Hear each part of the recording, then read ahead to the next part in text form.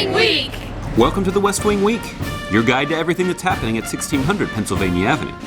This week, the president announced a new historic action to cut harmful carbon pollution, advocated for the Iran deal, celebrated his 54th birthday, and inaugurated a new class of Mandela Fellows.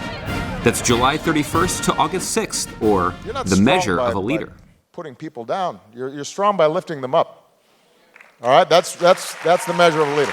On Friday, the president signed a 3-month extension that would prevent the Highway Trust Fund from running out of gas. You can't have bridges collapsing and potholes not being filled because Congress can't come up with an adequate plan to fund our infrastructure budget for more than 3 or 5 or 6 months at a time.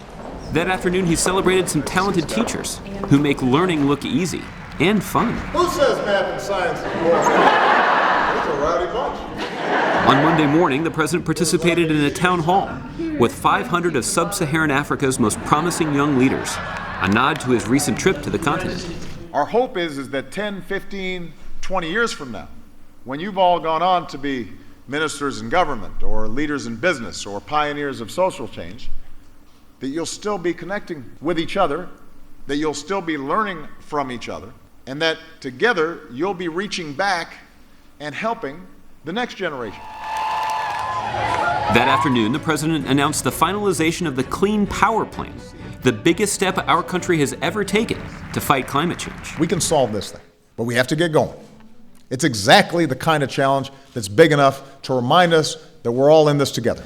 Later, the president met with the folks who play an important role in keeping the trains running on time at the White House, our esteemed interns. Is that my birthday card? I like that. Tuesday was the president's 54th birthday. On the big day, the president held a birthday bilateral meeting with Ban Ki-moon. Say that 5 times fast. That afternoon, the White House hosted its first ever demo day, where innovators got to demo their entrepreneurial approaches to improving the lives of the American people. Oh, it's a setup.